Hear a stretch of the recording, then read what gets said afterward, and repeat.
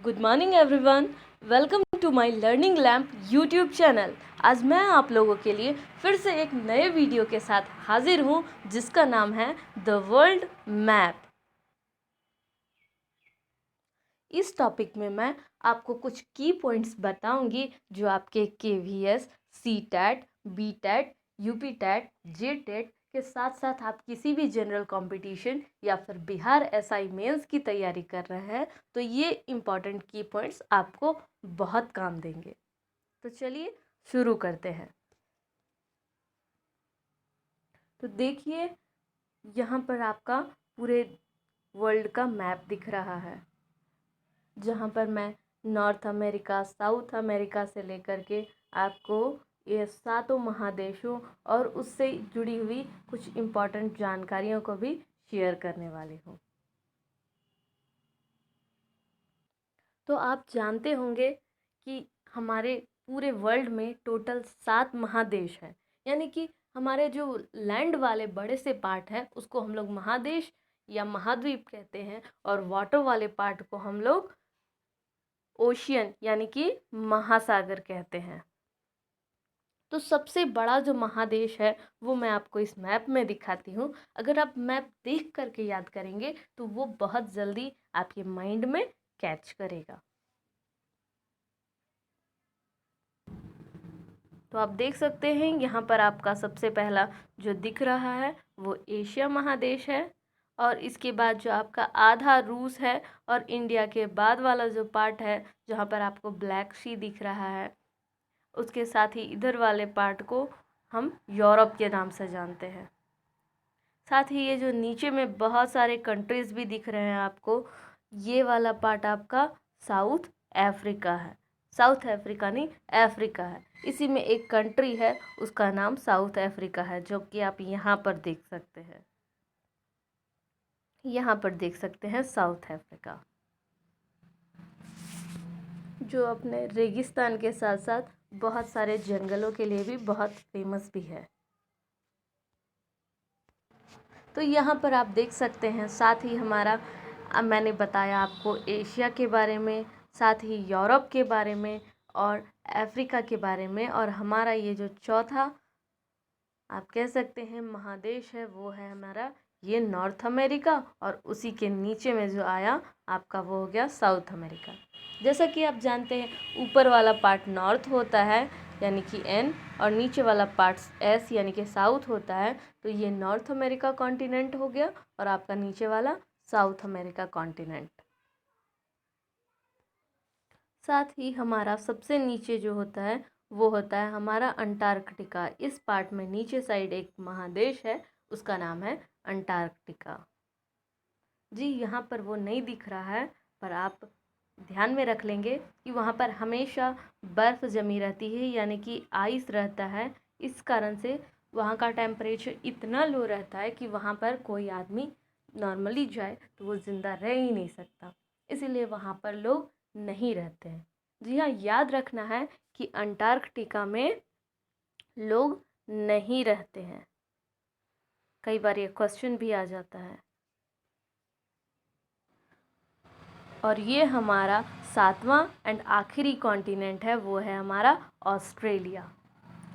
तो आप देख सकते हैं यहाँ पर जो ये ऑस्ट्रेलिया आपको सबसे छोटा दिख रहा है, इसीलिए सबसे छोटा महादेश जो है वो है ऑस्ट्रेलिया, और वहीं जो सबसे बड़ा महादेश है वो है हमारा एशिया, यानी कि ये वाला पार्ट, जिसमें आपका रशिया भी आता है, चाइना भी है, हमारा इंडिया भी है, Pakistan, Afghanistan, Japan, north Korea, ये सारे कंट्रीज़ भी आते हैं।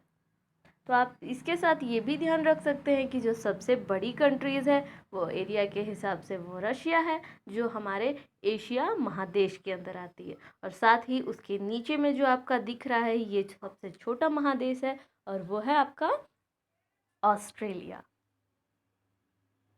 चलिए महासागरों की बात करते हैं। तो यहाँ पे आपको दिख रहा होगा हमारा नॉर्थ पैसिफिक ओशियन, पैसिफिक यानी कि प्रशांत महासागर, जो आपका काफ़ी लंबे क्षेत्र में घिरा हुआ है। देख सकते हैं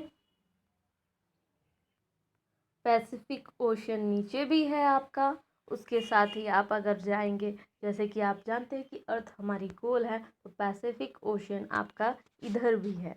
तो इस तरह से हम जानेंगे कि सबसे बड़ा महादेश बोले तो वहाँ पे आपका एशिया हो जाएगा, और जब सबसे बड़ा आपका महासागर बोले तो वो प्रशांत महासागर यानी कि पैसिफिक ओशियन लिखेंगे, सबसे बड़ा महासागर।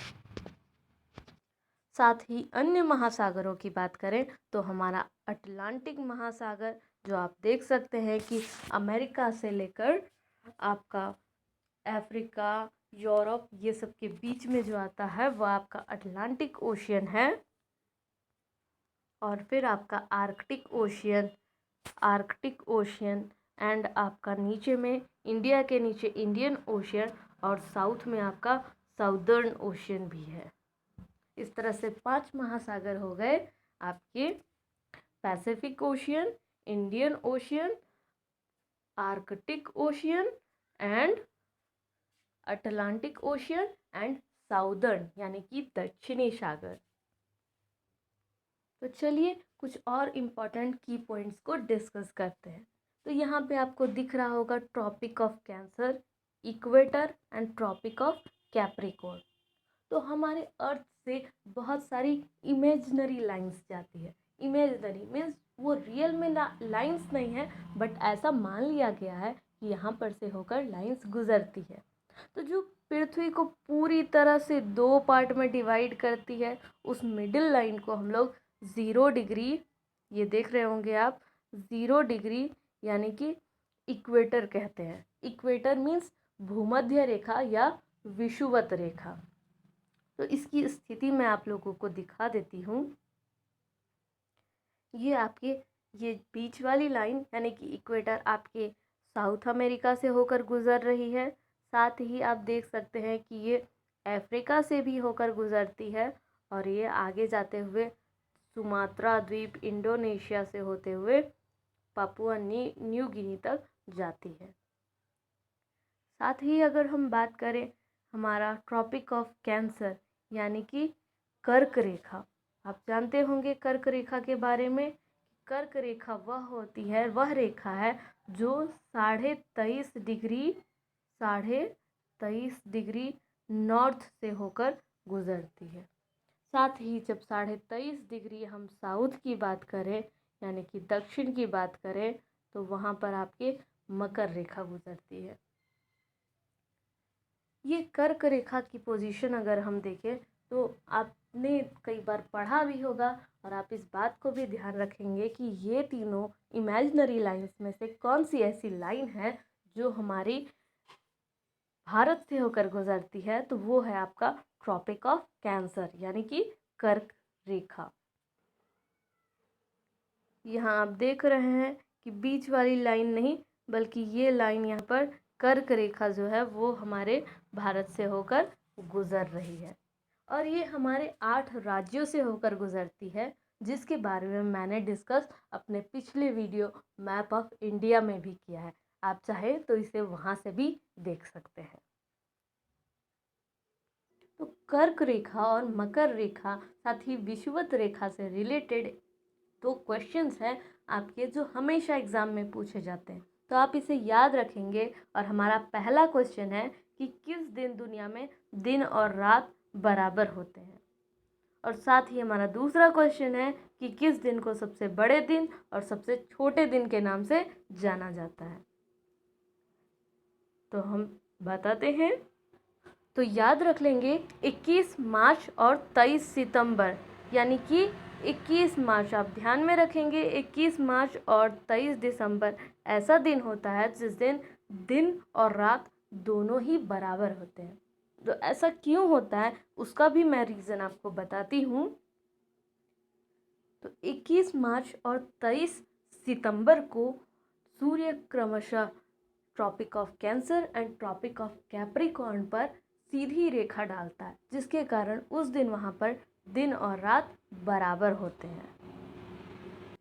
साथ ही हमारा दूसरा क्वेश्चन है कि किस दिन को सबसे बड़े दिन और सबसे छोटे दिन के लिए जाना जाता है, तो वो है हमारा 21 जून और 23 दिसंबर।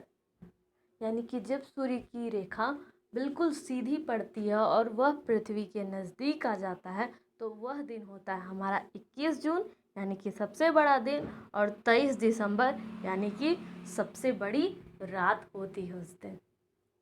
जी हाँ, कंफ्यूज नहीं करेंगे। बहुत सारे लोग 25 दिसंबर को भी बड़े दिन के नाम से जानते हैं और उसमें टिक कर देते हैं। तो याद रखना है आपको कि ये नहीं, आपका जो सबसे बड़ा दिन है वो 21 जून को है, और जो सबसे बड़ी रात है वो 23 दिसंबर को